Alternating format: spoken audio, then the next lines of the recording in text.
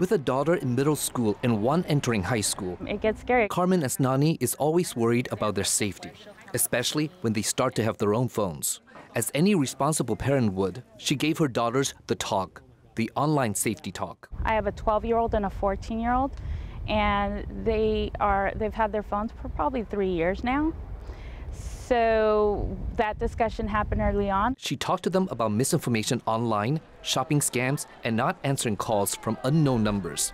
Growing up, her parents gave her a different kind of safety talk. The scary person following you, who's on the bike behind you, that type of thing. But Gregory Hansen with the FBI says parents need to talk to teens about another online danger, sextortion. You're going to want to have a conversation with them before it even happens. Sextortion involves scammers convincing teens to send sexually explicit images or videos to them and then threatening to release those photos or videos unless the victim pays up or produces more. And this type of scam is increasing at an alarming rate. We had one 6-month period where I think we had went from about 5,800 tips up to over 6,000.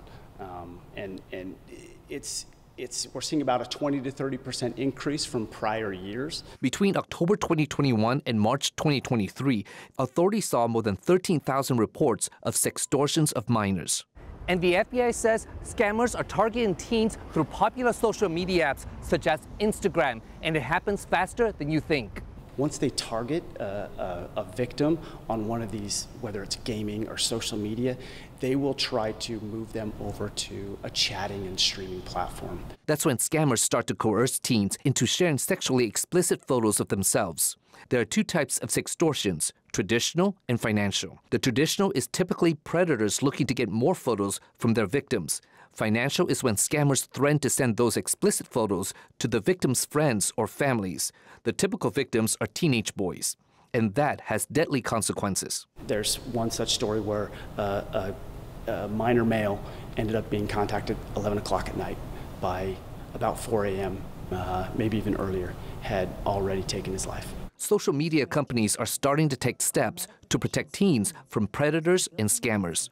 Meta, the owner of Instagram, recently announced new teen accounts that are more restricted and private by default, with other safeguards that the company introduced. But Hansen says parents are the best safeguards. Make sure that your kids can come to you with anything. Asnani just wants her kids to be safe. Alexander Nguyen, KPBS News.